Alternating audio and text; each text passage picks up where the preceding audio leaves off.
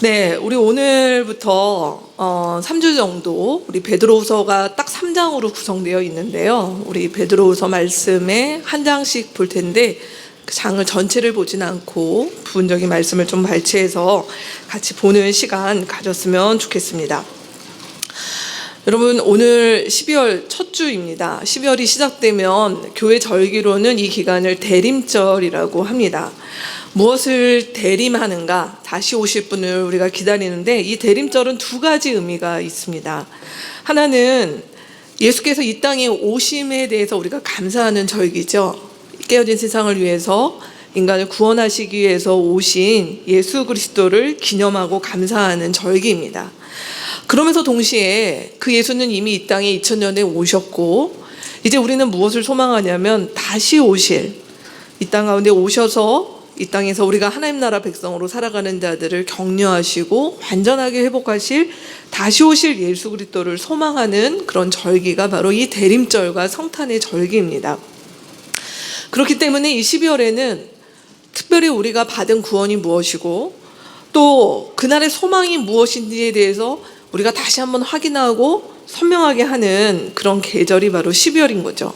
그렇지 않으면은 우리가 이 12월은 많이 분주하시죠. 연말 결산도 있고 연말에 정리해야 될 일도 있고 뭐 막년에 뭐 각종 모임들이 있으면서 또 성탄절이 있다 보니 그렇게 그냥 막 휩쓸려서 보낼 수 있는 12월인데 사실 12월은 우리가 주님의 부르심, 소망을 돌아보는 절기다라고 하는 것들을 꼭 기억하셨으면 좋겠습니다. 그래서 유명한 설교자 중에 마틴 로이드 존스라고 하는 목사님이 있습니다. 아시는 분들 계실 텐데 그분이 한 얘기가 제가 거기다 적어드렸는데요. 교회와 설교자의 일은 무엇인가? 바로 그것은 우리에게 새롭고 흥미로운 것들을 제시하는 것이 아니라 오히려 근본적이고 영원한 진리들을 계속해서 상기시키는 것이다 라고 하는 말씀을 했습니다. 그래서 우리 공동체는 이 12월 그리고 내년 1월까지 함께 돌아보고 또 새해를 함께 내다보는 그런 기간으로 보내고 있습니다. 지금 6개 가정교회별로 개인 돌아보기, 가정교회 돌아보기를 하고 있는데요. 이건 올해 처음 한 것이 아니라 벌써 어느덧 3년째를 접어들고 있는데 이런 기간 동안 우리가 하나님 앞에서 누구이고 우리의 약속이 어떠했는지 함께 돌아보는 귀한 시간으로 가지셨으면 좋겠습니다. 그래서 오늘 우리는 이 말씀을 같이 한번 베드로후서의 말씀을 볼 텐데요. 오늘 베드로후서의 말씀이 여러분의 설교 안에 보면 좀 나눠져 있습니다. 우리가 한번 좀 통으로 먼저 읽었으면 좋겠다는 생각이 듭니다. 말씀해 보시면 설교 안에 첫 페이지, 그 다음에 뒷장을 넘기시면 두 번째 페이지, 그 다음에 마지막 주보 또 이렇게 있습니다. 잘 찾아보실 수 있으셨으면 좋겠습니다. 우리 3절에서 우리 7절 말씀 우리 자매님들이 한번 먼저 읽어주실까요? 같이 읽겠습니다. 하나님께서는 우리가 그를 알므로 말미암아 생명과 권건에 이르게 하는 모든 것을 그의 권능으로 우리에게 주셨습니다. 하나님은 우리를 부르셔서 그의 영광과 덕을 누리게 해주신 분이십니다. 그는 이 영광과 덕으로 귀중하고 아주 위대한 약속들을 우리에게 주셨습니다. 그것은 이 약속들로 말미암아 여러분이 세상에서 정욕 때문에 부패하는 사람이 되는 것이 아니라 하나님의 성품에 참여하는 사람이 되게 하시려는 것입니다. 그러므로 여러분은 열성을 다하여 여러분의 믿음에 덕을 더하고 덕에 지식을 더하고 지식에 절제를 더하고 절제에 인내를 더하고 인내에 경건을 더하고 경건에 신도 간의 우애를 더하고 신도 간의 우애에 사랑을 더하도록 하십시오. 다음 페이지 넘겨보시겠습니다. 다음 페이지 보시면 8절에서 11절 말씀이 있는데 8절에서 11절 말씀 우리 형제님들이 한번 읽을까요? 이런 것들이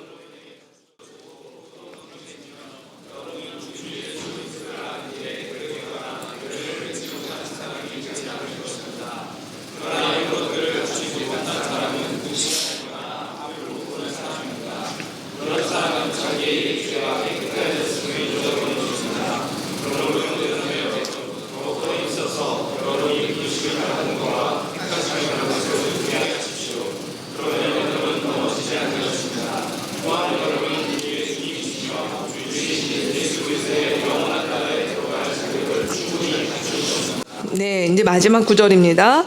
다음 페이지 넘기시면은 하단에 있습니다. 표가 있는 곳에 하단에 보시면 12절에서 15절까지의 말씀이 있습니다. 같이 한 목소리로 읽겠습니다.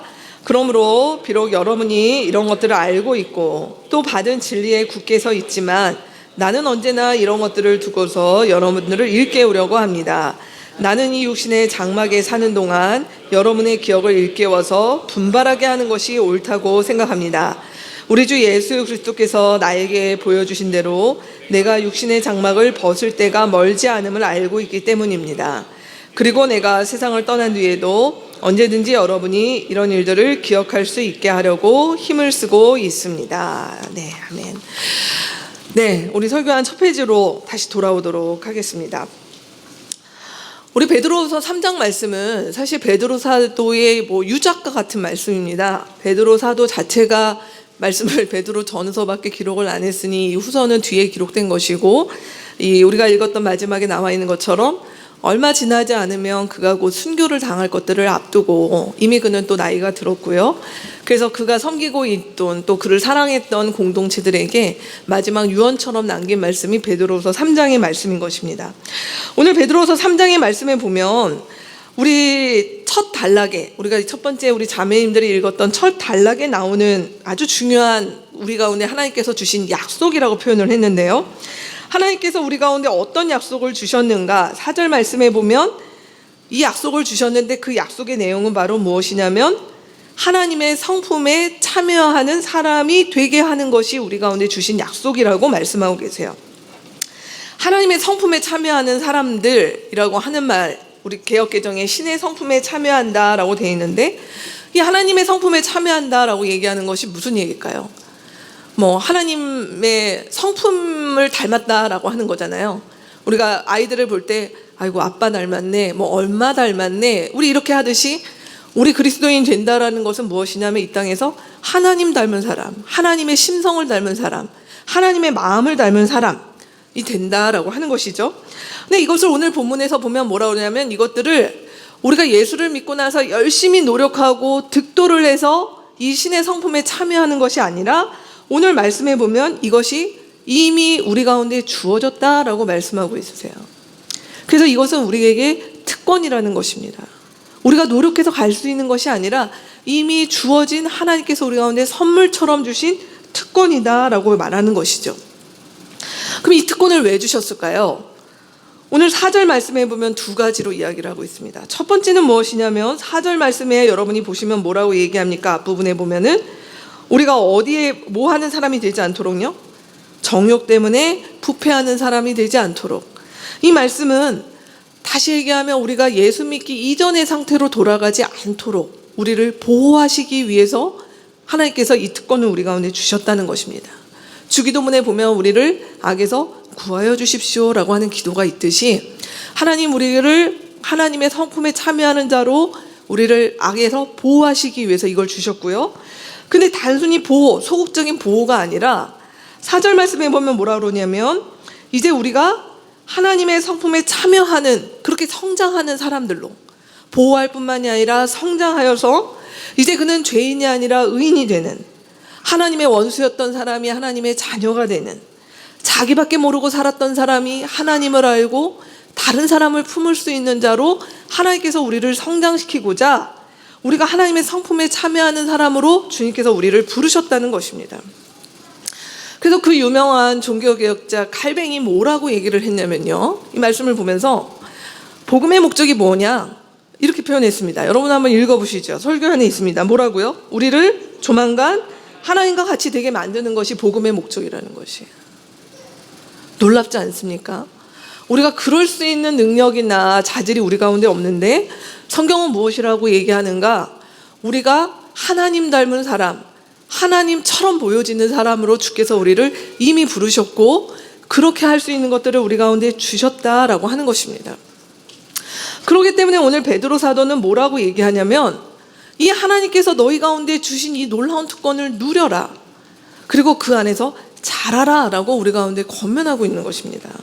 어떻게 이걸 누릴까요? 오늘 3절의 말씀에 보면 열성을 다하라 라는 표현이 있어요. 이 열성을 다한다는 말은 여러분 다 아시는 표현들이잖아요. 열성을 다한다, 열정을 다한다, 힘을 낸다 라고 하는 말인데, 우리 교회 안에서 자주 쓰는 표현으로 이 단어는 한마디로 헌신이에요. 열성을 다한다는 얘기는 헌신하여 라는 말인 것이에요. 오늘날 교회 안에 많은 우리가 가지고 있는 어떤 아닌 줄 알면서도 가지고 있는 착각이 뭐냐면, 헌신은 소수의 사람이 하는 거죠. 예. 헌신은 소위 교회에서 뭐 저 같은 목사나 아니면 뭐 목자나 아니면 좀 뜨거운 사람이나 이런 사람들이 하는 것이 헌신이라고 생각을 하는 것이에요.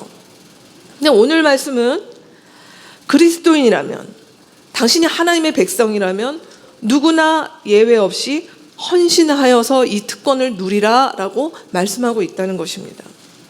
그러면서 방법적인 얘기를 합니다. 이 어떻게 하나님의 성품에 참여하는 자가 될 수 있을까? 라고 하면서 오늘 베드로 사도가 얘기하는 것이 믿음에 덕을 더하고 지식을 더하고 절제, 인내, 경건, 신도 간의 우애와 사랑을 더하라 라고 얘기하는데, 이 사랑은 아가페, 본문에서는 아가페인데요. 사실 이 말씀은 그냥 내가 나한테 잘해주는 사람 이걸 넘어서는 우리 공동번역 같은 경우에는 온 인류를 향한 사랑, 만민을 향한 사랑, 이렇게까지 번역을 할 정도로 우리가 그런 큰 사랑을 가진 사람으로 성장할 수 있다라는 것이에요. 근데 이 말씀은요, 믿음의 덕을 더하고 이렇게 얘기를 하니까 이거를 어떤 순서 아니면 단계, 그래서 나는 지식의 단계는 왔는데 아직 절제는 안 됐어, 뭐 이렇게 말할 수 있는 그게 아니라, 여기에 있는 말씀은 무엇이냐면 이 모든 것들이 조화롭게 있어야 된다라는 것이에요. 단계를 얘기하는 게 아니라. 요리로 한번 얘기를 해볼까요? 요리, 우리가 된장찌개를 끓이려면 어떻게 해야 됩니까? 된장만 넣는 단계가 있나요? 그런 건 없죠. 된장찌개를 끓이려면 육수도 내야 되고 된장도 넣어야 되고 필요한 야채도 같이 넣어야 된장국이든 찌개든 뭐가 되잖아요. 하나님의 성품에 참여하는 사람이 된다는 것은 첫 번째 믿음이 다 끝나야 그 다음이 덕을 올라가고 그 다음에 신도 간의 우애를 올라가고 하는 것이 아니라, 이 모든 것들이 마치 음식의 재료처럼 같이 있어서 그것들이 우러나고 맛을 내고 조화롭게 돼야지 하나님의 성품에 참여하는 사람이 된다라는 것이에요. 그래서 그 시작은 믿음에서 시작했는데, 그 결론적인 하나님의 성품에 참여하는 사람이 내는 맛이 무엇인가 하면 사랑이라는 것이에요. 사랑이라고 하는 맛이 나오는 사람이라는 것이죠. 자, 오늘 베드로 사도가 우리 가운데 이런 말씀합니다. 우리가 하나님의 성품에 참여할 수 있다. 그 일은 우리가 예외 없이 모두에게 주어진 특권이니 우리가 같이 헌신하여서 이 아름답고 멋진 작품을 한번 만들어가라 우리 가운데 도전하고 있습니다. 우리 나들목 일산교회에 여러분이 이미 이 표를 알고 계시는 분도 있고요, 오늘 처음 보시는 분도 있을 텐데, 오늘 주보에 3가지 그림을 실어드렸습니다. 이 그림은 우리 공동체에서 1:1로 제자훈련하는 풍성한 삶의 기초에 이미 나와 있는 그림입니다. 그래서 어떤 분들은 보신 분들이 있고요, 처음 보신 분들 계실 텐데, 이 그림을 한번 설명을 드릴게요. 맨 위에 있는 그림 중에 그림 2에 보시면 성경은 우리 가운데 무엇을 얘기하냐면, 원래 인간이 지금 어떤 상태인가, 하나님과 자신과 그리고 이웃, 세상과 그리고 그 모든 관계가 그리스도를 떠나서 이 모든 관계들이 깨어졌다는 것입니다. 거기 화살표에 보면 X로 나와 있죠. 깨어졌는데 하나님께서 우리 가운데 오셔서 어떻게 하셨는가? 이제 예수를 믿는다는 것은 무엇이냐면, 나는 어디에 있는가? 그리스도 안에 있다. 그리스도 안에 있는 내가 이제는 어떻게 관계를 맺습니까? 하나님과 자신과 공동체와 세상을 향하여 그 깨어졌던 모든 관계들이 회복하는 사람들로 주님께서 우리를 부르셨다는 것이에요. 근데 이 회복은 어떻게 이루어져요? 하나님과의 관계를 회복을 다 하면 그 다음에 자신, 그 다음에 공동체, 그 다음에 세상, 이렇게 순차적으로 이루어지는 것이 아니라, 아래 보시면 그림이 마치 나무의 나이테가 이렇게 확장되는 것처럼 하나님과의 관계가 회복된 사람은 반드시 자신과 공동체와 세상과 이 모든 관계가 같이 동시에 자란다는 것이에요. 그러면 이 말씀이 우리가 읽었던 베드로후서의 말씀처럼 하나님의 성품에 참여하는 것은 단계가 아니라 지금 얘기했던 각양 아름다운 성품들이 조화롭게 같이 자란다라고 한다는 것이죠. 이게 성경이 우리 가운데 이야기하고 있는, 말씀하고 있는 우리 가운데 주어진 그 특권을 어떻게 누리고 그 안에서 성장할 것인가라고 하는 것에 대한 커다란 그림인 것입니다. 자, 그러면 이 그림을 우리가 이제 어떻게 할 것인가?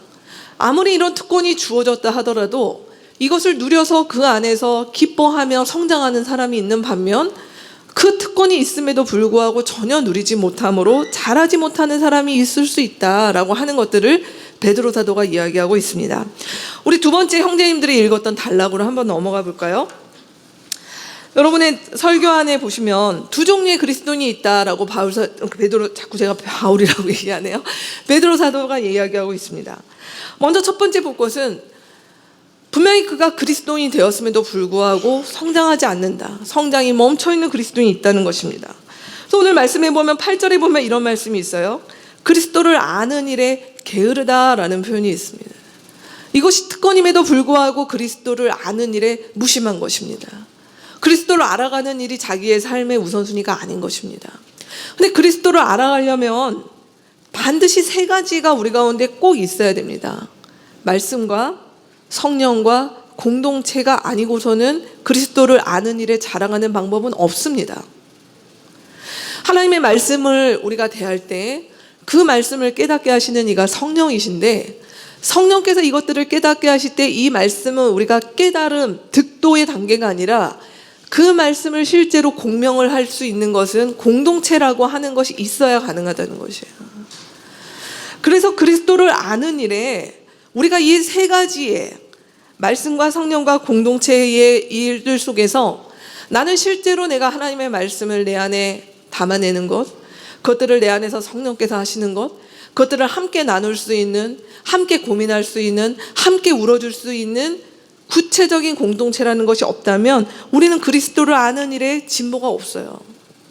그 진보가 될 수 없다는 것입니다. 굉장히 중요한 것이죠. 그러면 자연스럽게 뭐가 될까요? 그리스도를 아는 일에 있어서 우리가 멈춰 있으니 두 번째 나오는 열매를 맺을 수가 없다는 것입니다. 이 열매는 무엇입니까? 아까 베드로 사도가 얘기했던 것의 연장선이에요. 우리 성경에 나와 있는 대표적인 열매가 성령의 9가지 열매였죠. 사랑과 기쁨과 화평과 인내와 친절과 선함과 신실과 온유와 절제. 이거 역시 이 열매들은 단계를 이야기하는 것이 아니라 한 열매 안에 있는 9가지 맛이라고 하는 것이에요. 이게 같이 자란다는 것입니다. 내가 전보다 사랑하고 기뻐하고 관계 속에서 인내하고 친절하고 하는 것은 아무도 없는데 내가 그냥 혼자서 혼자서 친절하다. 이걸 어떻게 알 수 있습니까? 그거를 할 수 있는, 그것들을 맺을 수 있는 구체적인 사람들이 없는데 성령의 9가지 열매가 맺기가 쉽지 않다는 것이죠. 그러다 보니 9절 말씀에 뭐라고 얘기하냐면 점점 이런 일들이 고착화되기 시작하면 그는 어떤 사람이 되는가? 9절에 보면 근시안이거나 좁게 본다는 것이죠. 멀리 하나님의 나라와 우리 하나님께서 우리 가운데 주신 것들을 큰 그림을 보는 것들이 점점 협소해져서 그리스도를 믿음에도 불구하고 자기밖에 안 보이는 것이에요. 자기의 시선으로밖에 해석이 안 되는 것이에요. 그러다 보니 오늘 말씀에 뭐라고 얘기하냐면 그가 분명히 하나님 나라 복음의 그 선명한 빛 가운데 있어야 됨에도 불구하고 마치 앞에 못 보는, 이게 원문에는 시각장애인이라고 표현되어 있어요. 못 본다는 것이에요. 그가 교회를 다니고 오랜 세월 동안 신앙생활을 하고 다 하는데도 불구하고 잘 못 봐요. 자기는 늘 보는 것 같지만 못 봐요. 안 보여요. 그러니 하나님의 인도하심을 어떻게 알 수 있습니까? 교회 생활을 오래 하고 하나님에 대한 많은 얘기를 하지만 우리 삶 가운데 하나님의 인도하심과 그 진리의 빛 가운데서 우리 가운데 말씀하시는 것들을 볼 수 있는 것들이 없어지는 것이죠. 그 결과 10절 말씀이 무엇입니까? 넘어지는 것입니다. 넘어진다라고 하는 것, 교회에서 흔히 얘기하는 시험에 들었다는 것입니다. 영적으로 잠들어 있는 상태인 것입니다. 그러니 이런 가운데 있는 그리스도인들, 오늘 말씀 가운데, 성령 가운데, 공동체 가운데 있지 못하고 그것들이 열매로 나타나지 못하고 다시 그가 하나님의 말씀 가운데서 그의 생명이 자라기보다는 여전히 그리스도 밖에 있던 옛 본성들과 자기의 그리스도 밖에 있었던 모습들이 그냥 자기의 삶 가운데 늘 있는 가운데 있다면 그의 신앙생활은 시험에 빠져 넘어지는 상태 가운데서 어쩌면 이 기간이 오래될 수밖에 없다는 것입니다. 내가 예수를 왜 믿는지, 그러면 우리가 교회를 왜 다니는지라고 할 때 아주 하나의 동기가 궁극적으로 남게 되는 거죠. 지옥 가기 싫어서라고 하는 고기에만 머물러 있는 신앙으로 아주 작아질 수밖에 없다는 것입니다. 저 오늘 여러분께 한 분의 글을, 좀 긴 글인데 일부러 발췌를 해왔습니다. 이 스탠리 존스라고 하는 분은 20세기의 가장 위대한 선교사, 전도자라고 얘기를 하고, 인도의 간디 같은 경우도 굉장히 존경하는 인물로 이 스탠리 존스라고 하는 분을 꼽았는데, 이분의 자서전에 나오는 내용입니다. 거기에 보면 그가 개인적으로 오랫동안 80이 넘는 기간 동안 현역에서 복음을 전하며 수많은 사람들을 상하는 가운데서 그 자신이 상하지 않고 하나님 나라 복음을 누릴 수 있던 그 비밀을 이야기하는 가운데 이런 표현들이 있습니다. 제가 첫 구절만 좀 읽을게요. 내가 건강과 관련하여 받아들인 또 다른 훈련이 있다. 건강을 해치는 정신적이고 감정적, 도덕적, 영적 태도들이 있다. 그것들은 다음과 같다. 분노, 원한, 두려움, 걱정, 지배욕, 이기심, 죄의식, 성적 음란, 질투, 창조적 활동의 결핍, 열등의식, 사랑의 결핍. 그것들은 우리의 건강을 해치는 12사도다라고 표현했습니다. 그러면서 뭐라고 얘기를 하냐면, 나는 기도하는 가운데 이런 것들이 내 마음 가운데 떠오르고 나의 일상 가운데 이런 것들이 사로잡히면 그것들을 그리스도께 내놓는다는 것이에요. 그리고 그것들과 싸우려고 하지 않고 주님께 이렇게 기도한답니다. 중간에 보면, 주님, 이제 이것은 당신의 문제입니다. 당신의 손에 맡깁니다. 하나님 맞서 싸우려고 하는, 그렇게 하지 않겠습니다. 왜요? 이분이 얘기하는 것이 이런 표현을 씁니다. 악의 주의를 기울이고 거기에 맞서 싸우려다가 사실은 우리가 악에 사로잡힐 수 있는 지점이 있다라고 이야기를 합니다. 그래서 이런 부분들이 내 마음 가운데 있는지, 내가 분명 교회를 다니고 내가 주님의 복음을 무엇인지 알고 여러 가지 훈련을 받았음에도 불구하고 내 안에 그런 냉랭함들과 내 안에 그리스도의 성품을 닮아가는 일들과 반대되는 것들이 내 마음 가운데 가득하고 있다면, 우리가 하나님 앞에 기도 가운데 머무르면서 이 부분이 무엇인가, 혹시 내 마음을 어지럽히는 이 12가지 가운데 내 마음 가운데 있는 부분들이 있다면 붙잡고 씨름하지 말아라.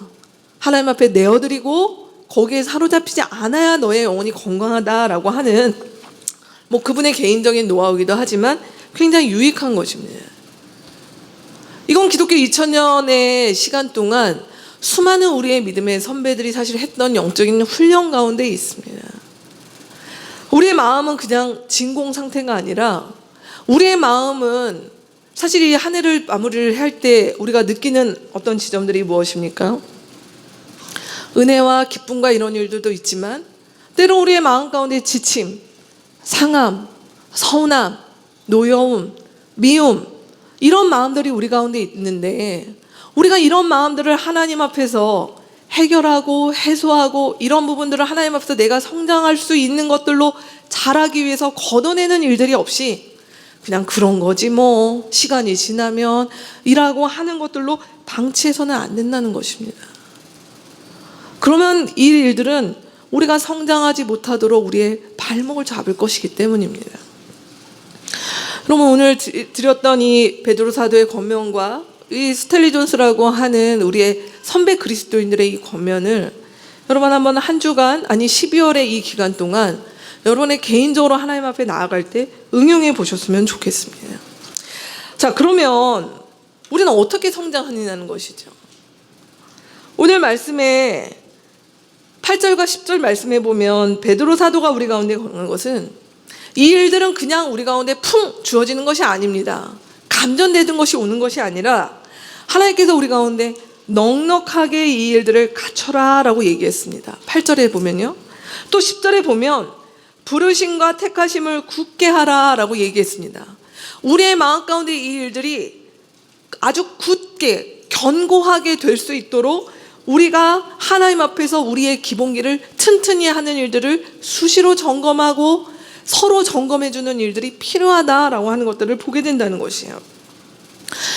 오늘 설교하는 제가 늘 설교하니 언제든 안 빡빡한 적이 있었습니까? 오늘도 유독 빡빡한데, 여기에 드린 이 표는 여러분이 지난 2주간 여기에 혹시 가정교회에 계신 분들이라면, 가정교회 아직 안 들어가신 분들이라면 우리가 이런 거 하고 있다라는 걸 보시면 좋겠고, 가정교회 들어가신 분들은 이미 우리가 이것들을 2주간 진행을 했습니다.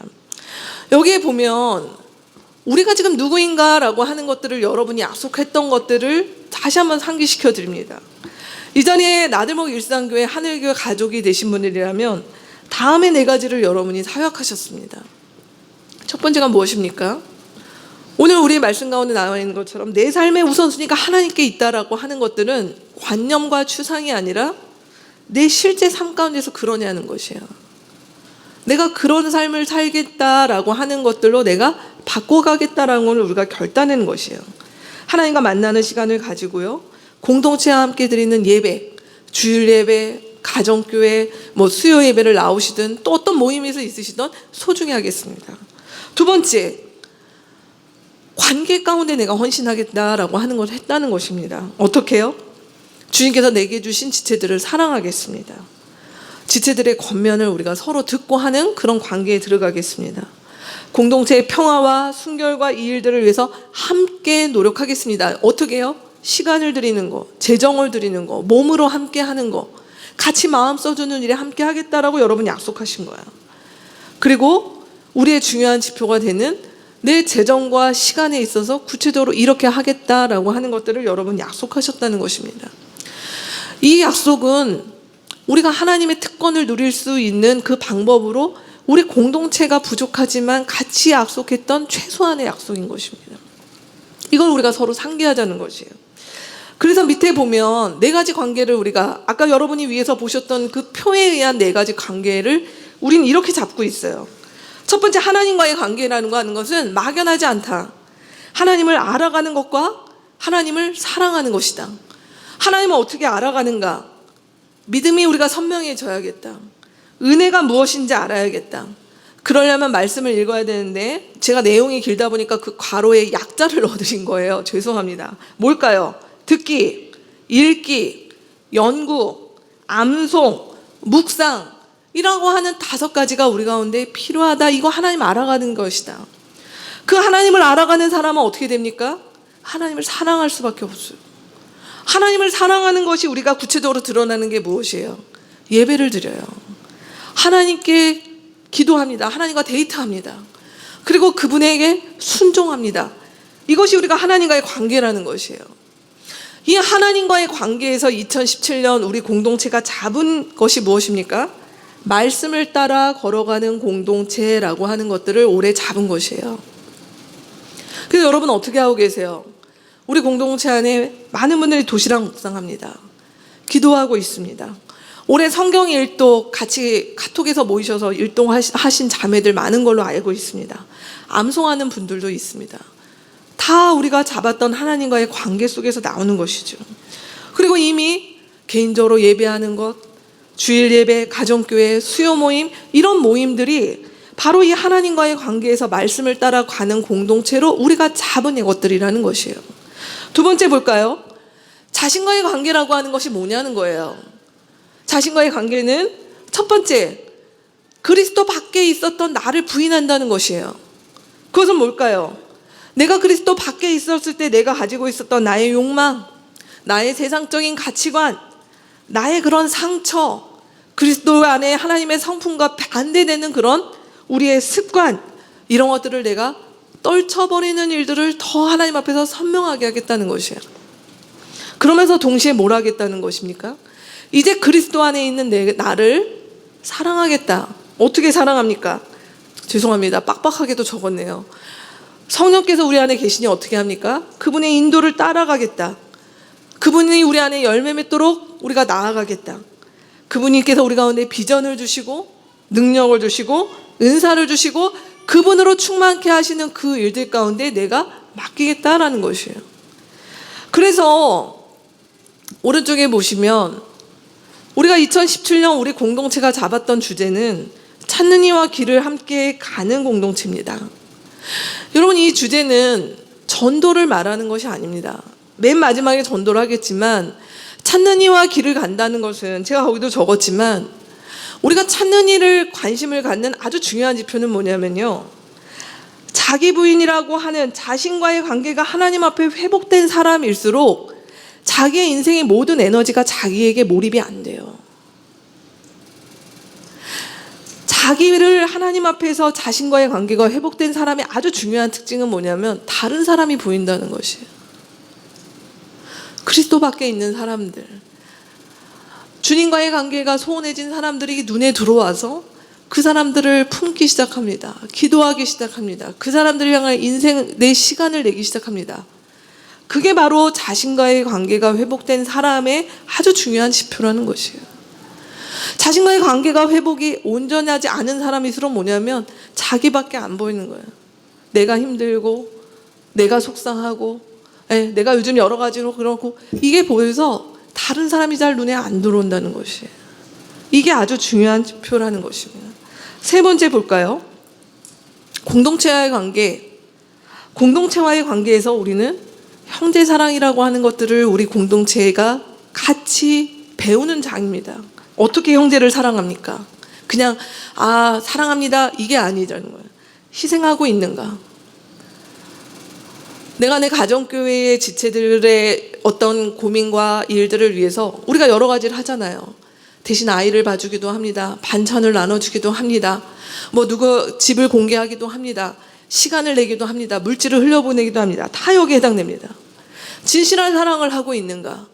그냥 좋고 좋은 관계가 아니라 우리가 정말 진실하게 서로 이야기를 하며 서로의 이런 것들을 보여줄 수 있는 관계로 나아가고 있냐는 것이에요.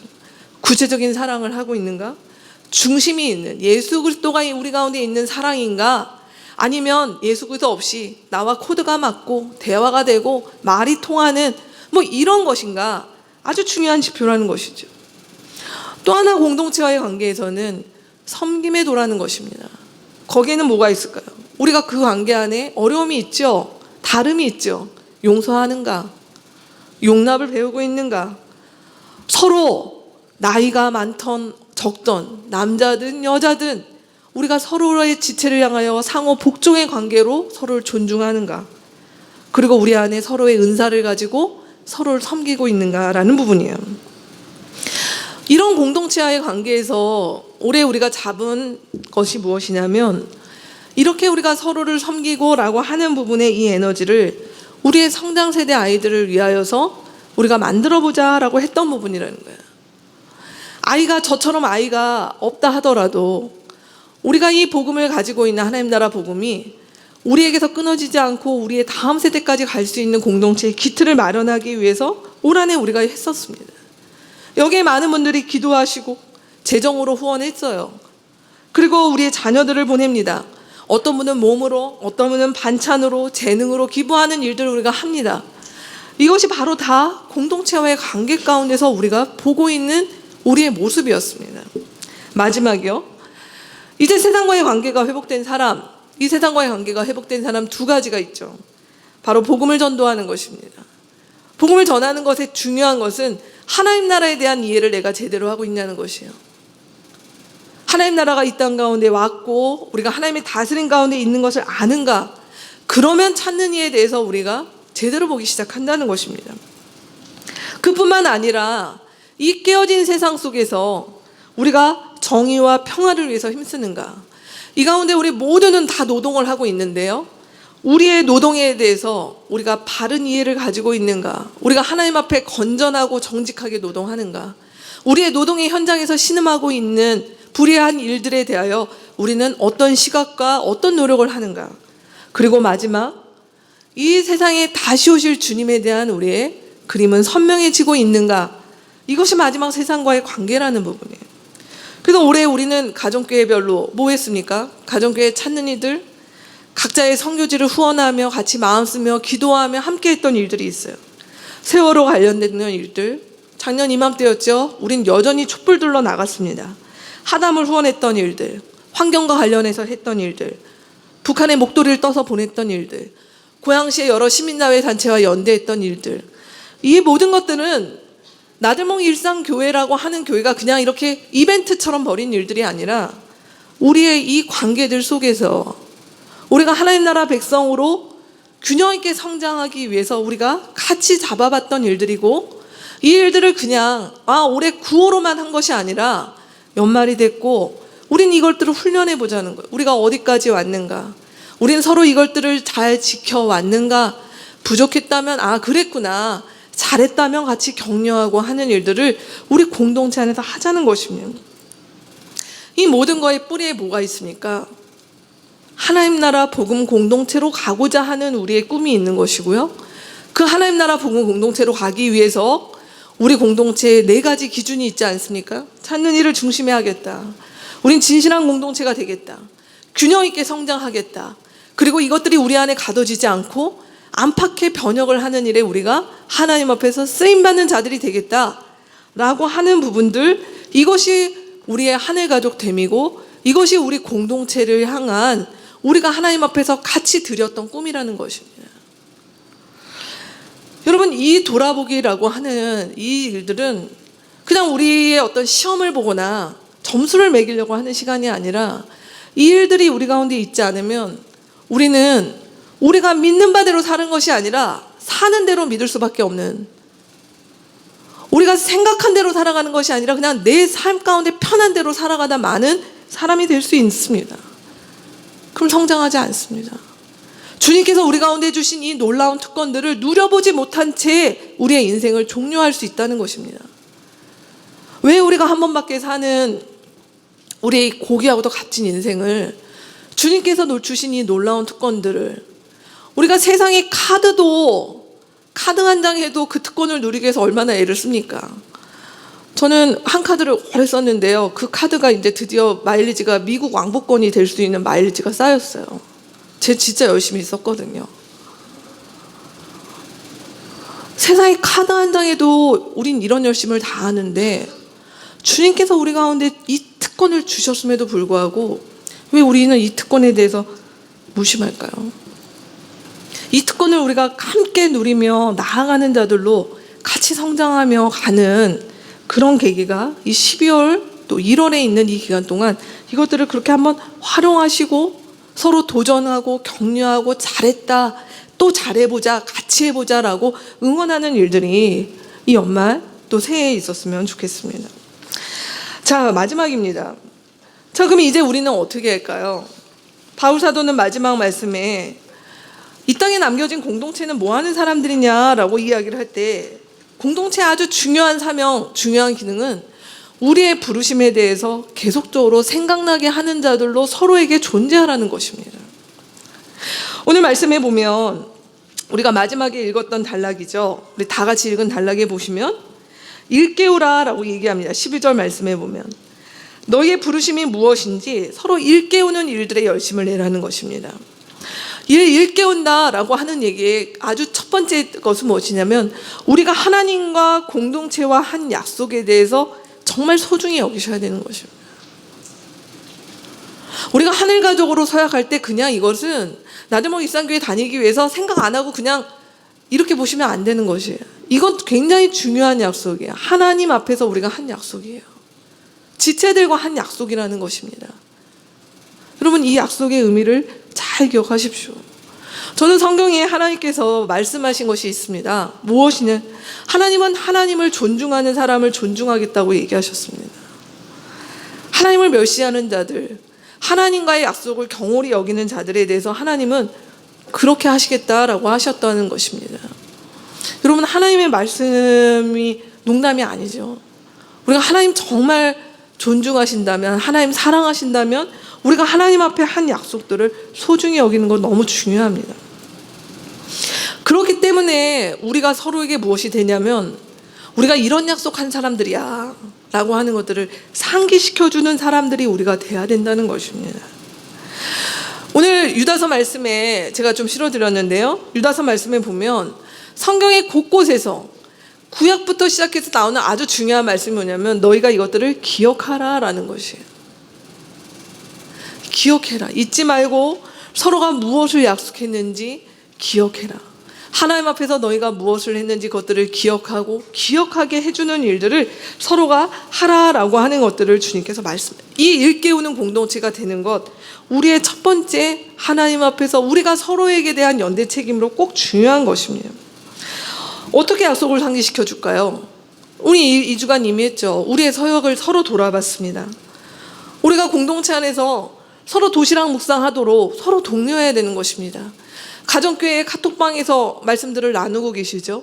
요즘에 나들목 학교를 준비하는 부모님들의 카톡방 안에서 말씀을 나누고 있는 일들이 있습니다. 너무 감사합니다. 언약가족이십니까? 언약가족으로서 우리가 무엇을 약속했는지 서로 지켜봐야 되는 것입니다. 풍산기를 하셨습니까? 여러분이 입금이었다면, 여름이 따름이었다면 내가 그때 했던 약속들을 서로 정기적으로 만나 그것들을 기억시키고 함께하는 일들이 우리 가운데 구체적으로 있어야 될 것입니다. 두 번째요. 이런 약속들을 우리가 일깨울 뿐만 아니라 함께 분발하는 자들로 우리가 서야 될 것입니다. 오늘 말씀에 보면 베드로 사도가 이야기한 것이 무엇입니까? 우리가 함께 지어져 간다라고 하는 것이에요. 아까 헌신에 대해서 말씀드린 것처럼 일부가 교회의 소수의 열심 있고 열정 있는 자들이 헌신하고 다른 사람들은 그것을 구경하는 제일 건강하지 않은 교회입니다. 왜 우리가 대형교회에 대해서, 대형교회가 교회가 아니라는 건 아니지만 대형교회가 가지고 있는 가장 큰 약점이자 사실은 하나님 앞에서 책임지지 못하는 것은 뭐냐면 소수의 사람만이 교회에 헌신하고 대부분의 사람들은 그 교회에서 관람객처럼 구경꾼처럼 있도록 한다는 것이에요. 그렇게 해도 불편하지 않은 교회가 되도록 하는 것은 교회가 아닙니다. 오늘 주님은 우리 가운데 말씀하셨어요. 우리가 하나님 나라 백성이라면 다 같이 헌신하라고요. 그 헌신이라고 하는 것은 다 어떤 강도의 어떤 내용을 해야 된다는 것이 아니라 오늘 말씀은 누구도 그리스도 앞에서 안 자라가는 사람이 있지 않도록 너희 공동체가 그 일에 신경 쓰라는 것이에요. 함께 지어져 가라는 것입니다. 그렇기 때문에 헌신은 독점될 수 없어요. 헌신은 한쪽에 쏠릴 수 없어요. 만약 그런 교회다, 우리 교회가 아무리 말하는 구호와 이런 게 좋다 하더라도 그렇게 하는 사람들이 소수다라고 얘기한다면 우리 교회는 아직 건강한 교회가 아닙니다. 아직 성숙한 교회가 될 수 없습니다. 그렇기 때문에 우리가 중요하게 봐야 되는 또 하나의 지점은 뭐냐면 누가 소진되고 있냐는 것이에요. 분명히 오늘 우리도 이렇게 예배드리기 위해서 이 일련의 시간들이 가기 위해서 잘 돌아보십시오. 누가 소진되고 있는가? 아무도 소진이 안 됐다면 좋겠습니다. 근데 여러분의 가정교회 안에 여러분의 목자는 소진되어 있지 않습니까? 이 교회 안에 제가 제 얘기를 하긴 그렇지만 여러분의 목사로 서 있는 저희 부부는 소진되어 있지 않습니까? 이건 누가 봐야 되는 것입니까? 누구의 소수의 희생과 수고와 그 섬김이 당연한 공동체는 건강한 교회가 아닙니다.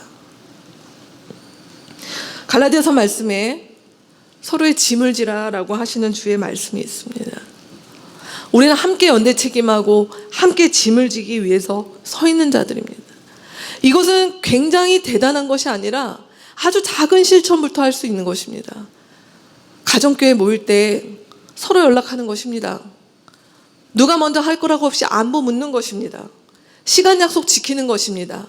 공간 서로 나누는 것입니다. 서로 섬기는 것입니다. 서로 배려하는 것입니다. 큰 것부터 시작하지 않아도 되는 것이에요. 근데 이런 일들이 그냥 몰려있다고 생각을 해보세요. 그럼 반드시 누군가는 소진되게 되어 있습니다. 유영선 목사가 여기 없으니까 제가 얘기를 하죠. 네, 올 한해 달렸습니다. 월화수목 금금으로 올 한해 살 수밖에 없었습니다. 네, 연말이 되니 병이 하나 생겼습니다. 갑상선 항진증입니다. 어떻게 하시겠습니까? 제가 이 얘기를 무겁게 하는 것이 아니라 여러분의 사랑과 기도가 필요합니다. 우리가 오래 가야 되지 않습니까? 우리가 오래 가야 되는데 3년하고 문 닫을 거 아닌데 같이 짐을 나눠주시면 좋겠습니다. 주일 아침에 10시에 이곳에 예배실을 세팅할 때 늘 그 멤버밖에 없습니다. 저의 작은 소원을 하나 말씀드려도 될까요? 저 주일 아침에 좀 조용하게 기도하고 말씀에 집중할 수 있는 여건이 되었으면 좋겠습니다. 근데 주일 아침은 늘 바쁩니다. 낮부터 들려서 짐 다 싣고 와야 되고요. 여기 와서 밀대 밀어야 되고 의자 세팅해야 되고 주방 해야 되고 하는 일들이 3년째 안 바뀌고 있습니다. 여러분, 우리는 함께 지어져 가는 사람들이라면, 제가 이 얘기를 여러분께 구체하게 드리는 부분이 아니라 우리 공동체가 그냥 괜찮은 공동체야, 좀 나은 교회네 라고 하는 것들은 잊지 말고 보셔서 우리가 서로의 짐을 구체적으로 지을 수 있는 것들이 큰 십자가를 지는 것이 아니라 이 일들 속에서 서로 나누면서 이 공동체를 세워가는 그런 교회가 되지 않으면, 교회가 커서 대형 교회가 아니라 소수의 사람이 그냥 소진하며 가는 그 공동체는 크던 작던 그냥 공룡과 같은 공동체라고 하는 것들을 보시면 되겠습니다. 우리 3년이 되어서 많은 기쁨할 것들이 있지만 우리가 함께 지어져 가는가, 서로의 소진을 우리가 막아주고 있는가라고 하는 부분에 있어서 우리가 고민하고 함께 정말 무엇을 할 것인가라고 하는 것들 가운데 마음과 시간과 여러분의 모험을 함께 해주시면 좋겠습니다. 마지막입니다. 오늘 마지막에 결국 이 일들을 위해서 우리의 부르심이 무엇인가라고 하는 것들을 전수하는 일. 오늘 베드로 사도가 얘기한 것처럼 내가 육신의 장막을 떠나지만 이 가운데 남아있는 자들이 계속적으로 이 꿈을 하나님의 성품에 참여하는 자들로 같이 나아가기 위해서 우리가 무엇을 해야 되는가? 결국은 하나님 나라 복음을 전수하는 사람이 되는 것, 하나님 나라 복음을 전수하는 공동체가 되는 것, 그것 외에는 답이 없는 것입니다. 우리 공동체에 우리가 다 완벽하지는 않습니다. 그러나 내년에는 2018년이죠. 우리 공동체의 많은 분들, 거의 대부분의 분들이 풍산기라고 하는 훈련을 꼭 하셨으면 좋겠습니다. 아까 제가 드렸던 여러분 옆에 보시는 표는 제 머리에서 나온 것이 아니라 풍성한 삶의 기초라고 하는 훈련을 받으시는 분들이라면 다 익히시는 내용입니다. 여러분의 시간과 마음을 주십시오. 함께 우리가 훈련받고 함께 헌신하는 일에 같이 나아갔으면 좋겠습니다. 공동체의 사역 안에 정말 동참해 주십시오. 많습니다. 우리는 우리 건물이 없지 않습니까? 그게 너무 매력적이어서 우리 교회 오신 분들도 계시는데, 이 모든 것들은 우리가 다 처음부터 시작하고 청소하고 또 다시 정리하고 해야 되는 일들이 있다면 이런 부분부터 우리가 함께하는 일들이 있었으면 좋겠습니다. 오늘 말씀을 마무리를 하겠습니다. 오늘 베드로 우리 후서 1장의 말씀에 베드로 사도가 마무리하면서 이야기합니다. 우리가 주님의 성품에 참여하는 자들이라면 이것들을 누리고 그 안에서 성장하기 위하여 함께 헌신하자. 함께 연대 책임을 지자. 함께 서로의 소진을 돌아보고 막아주는 사람이 되자. 함께 그래서 그 일들을 기쁨으로 누리는 사람이 되자라고 이야기하고 있는 것입니다. 2018년이 얼마 안 남았습니다. 한 달도 안 남았죠. 여러분, 새해가 오는 게 좋으십니까? 한국 사람들의 대부분이 새해가 오는 걸 좋아하는 사람 별로 없습니다. 아이들이나 좋아하죠. 새해가 온다는 것은 오늘 말씀에 의하면 육신의 장막을 벗을 때가 점점 더 가까운다는 얘기입니다. 어쩌면 우리는 새해가 와서 우리의 수명이 늘어난 것이 아니라 사실은 우리의 죽음에 가까우게 된다라고 사실은 이야기하고 있습니다. 성경은 무엇이라고 얘기합니까? 이렇게 나이 들어가는 것, 이 세상에 나이 들어가는 것 좋아하는 사람이 없고 자신의 노화와 몸의 약해짐을 기뻐하는 사람은 아무도 없습니다. 두렵습니다. 그럼에도 불구하고 성경은 우리 가운데 무엇이라고 얘기합니까? 그러면 이 땅에서 살다 뭘 할 것인가? 우리 가운데 주어진 사람들과의 관계에서 함께 일깨우는, 함께 분발하고 함께 부르심을 전수하다가 가면 되는 것이 우리의 인생이라는 것입니다. 그러다 보면 무엇이 된다고요? 하나님을 닮은 자들로 우리는 그렇게 가다가 할 것이다. 그것이 우리의 나이 들어가는 행복이고, 그것이 우리가 나이 들어가면서 맺게 되는 열매라는 것들을 안다면 그 일들을 마다하지 말고 다른 일들을 위하여 애쓰지 말고 하나님 앞에서 그 나이 들어가는 그 행복, 나이 들어가는 두려움, 나이 들어가는 불안이 아니라 복음 때문에 나이 들어가는 그 행복들을 말씀 가운데, 공동체 가운데, 그리고 주님께서 주신 이 특권 가운데 그것들을 만끽하는 그런 우리의 나이 들어감이 되라고 주님께서 우리 가운데 말씀하십니다. 저는 2018년이 좀 그런 해가, 그런 한 해로 우리가 같이 나이 들어가는 사람들, 그러다 때가 되어지면 우리 가운데 아름다운 작별을 서로 고하며 서로를 추억할 때, 누구누구가, 이진아라고 하는 사람이 참 하나님을 닮아가는 삶을 살다가 그분이 갔지, 그 사람이 갔지 라고 서로가 얘기해 줄 수 있는 그러한 사람들로 우리의 서로의 작별을 할 수 있다면 우리 공동체, 성공한 공동체가 아닐까라는 생각을 합니다. 같이 기도하도록 하겠습니다.